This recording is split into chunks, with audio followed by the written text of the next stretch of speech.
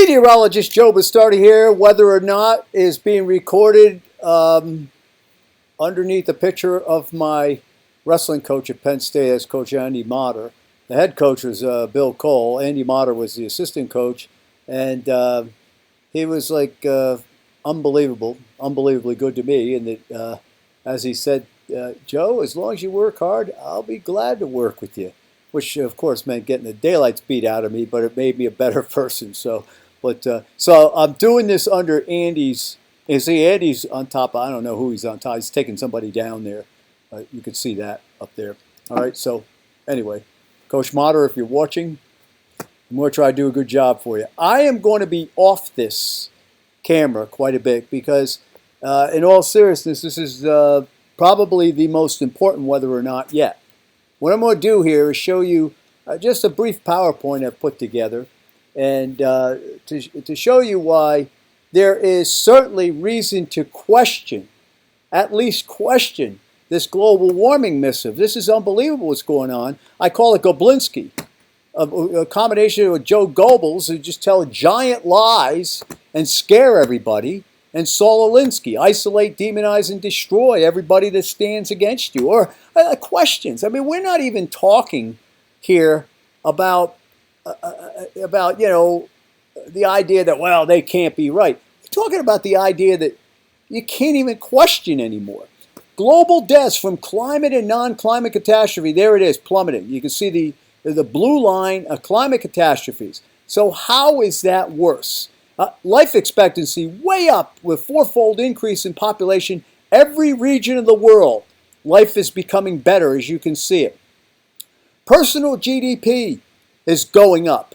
Life expectancy going up. They realize in the fossil fuel era, we now have 4 times as many people as we did. And look at the life expectancy, what's been going on with that. Okay, so the fossil fuel era started around right there.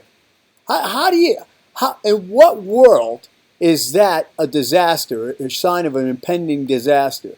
We're growing more food, more CO2 in the air, and plants love CO2, and so the population's going up, but world food production is going up through the roof. We continue to advance and adapt as human beings. That's what we've done all the time. The challenges are there, and then we face them. And you may say, well, we got a challenge. We got to try to control the climate. You really think you can control the climate?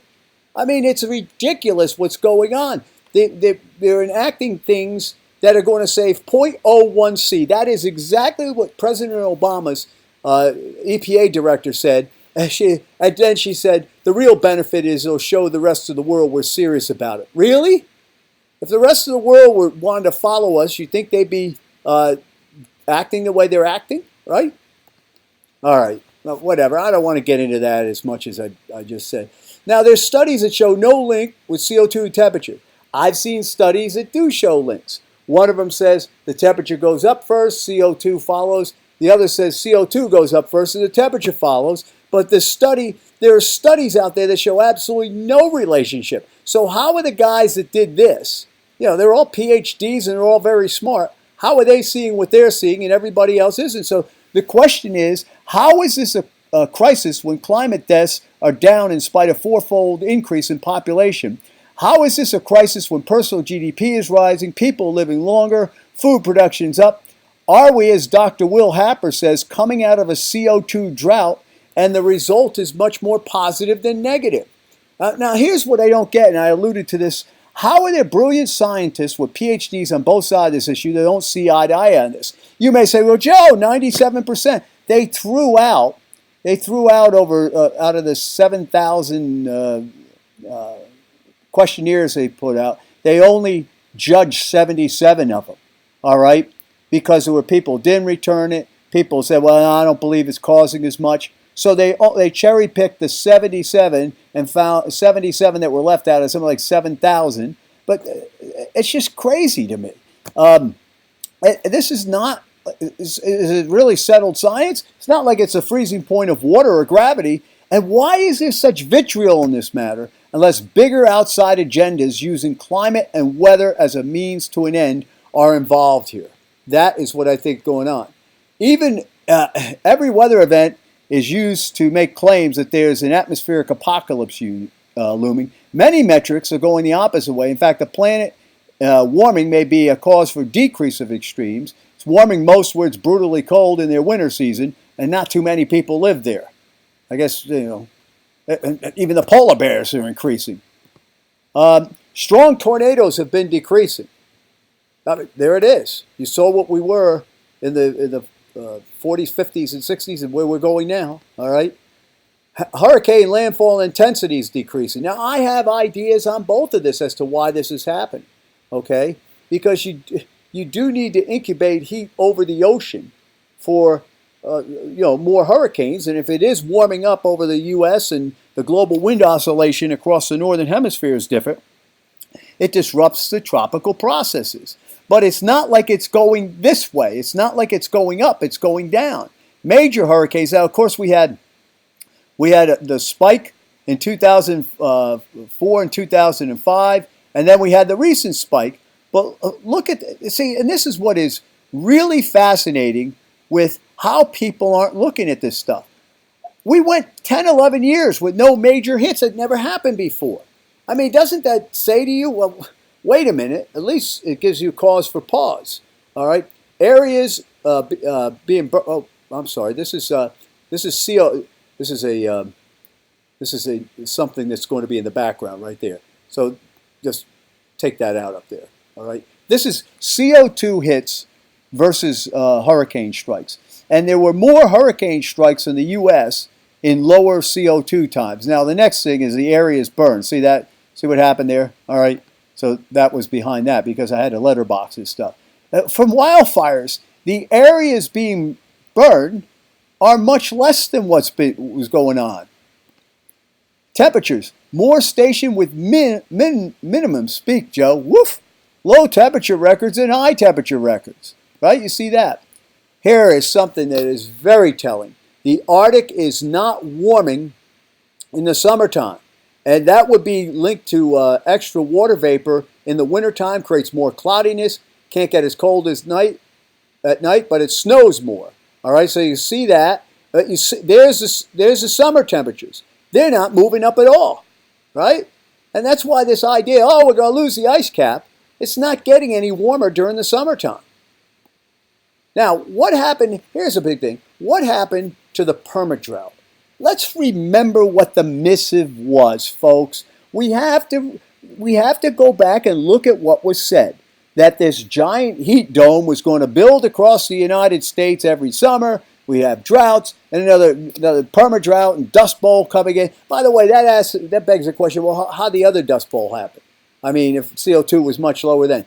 But never mind, has nothing to do with CO2. So what happened? Look at the Palmer Drought Index in February 1955. Look at this. How much of the country was covered with major to severe drought over here.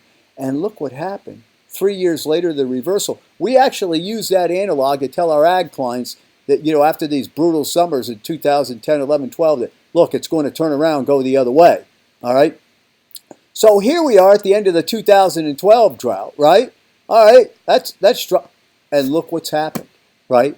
The reversal. So how does someone get credit for saying something and it's totally opposite? Why did you not see what was going on? I'll tell you what's going on, folks. This low solar. Low solar is correlated to extra cloud cover, extra rain, precipitation. We have very warm oceans. There's no question about it. I believe they're cyclically warm. Put more water vapor in the air. But recent studies show that the troposphere is not warming up nearly as fast as it was supposed to be. And what happens is if you get more moisture in the low levels, the air's more humid, right? Stays cold aloft, starts raining more. That's a sign the atmosphere is fighting back. All this rain you're seeing is opposite of what the missive was. We cannot let this whole permadrought in California, permadrought in Texas, just forget about that, and now it's too much rain. The rain means plenty, believe me. All right, so given all this, what is wrong with being a little skeptical? The drought was arguably worse in the 50s, and just like countless events, things today are portrayed as getting worse relying on the fact that you don't know what happened before. I'm not trying to insult you, but someone says this is the worst ever, and you're not sitting there like a, you folks have a life. I don't have a life. All I do is look at the weather, and so that's all I've been doing all my life. Well, I have a good life. Didn't mean to. But I look at the weather all the time, and I've been looking at the weather all the time since I'm a little kid, so I know what happened before. So at the very least, with both the economic aspects and the climate metrics, a reason to question the authority of those pushing the AGW agenda is out there. I mean, how can any rational person look at counter evidence, right? And I showed you just a small amount, the tip of the iceberg, right, of counter evidence. And then you mean to tell me there's no reason to question that? I mean, that, to me, that's, what is this? This is supposed to be the United States of America, freedom, competition, right? Not shutting it down. You're wrong. Get out of here. Like I said before, I have a term for it now, and history will judge whether I'm right or wrong. I have no illusions about where this is going right now. But as far as the weather and climate, eventually, it will turn out the way it's going to turn out. I love the words of Abe Lincoln. He says, I'm not concerned that I'm on God's side. I'm not concerned that God's on my side. I'm concerned that I'm on God's side. And so that kind of stuff drives me here. All right, I may be wrong, folks. You try to ask someone on the other side of the issue, are you wrong? They won't give you an answer. Believe me, I tried that last Wednesday. I was at a Senate hearing down in Harrisburg, and this guy was in my face. I said, could you be wrong? Could you be? He would not answer the question. I'll tell you this, I could be wrong. I might be wrong. These other people may be the Galileo climate. But there is plenty of reason to question this, and this brief PowerPoint that I just showed you shows you the reasons that at least you should be a little bit skeptical and try to question authority. All right? All right. Gee, I sound like old 60s, 70s campus radicals. Question authority. Enjoy the weather. It's the only weather you got.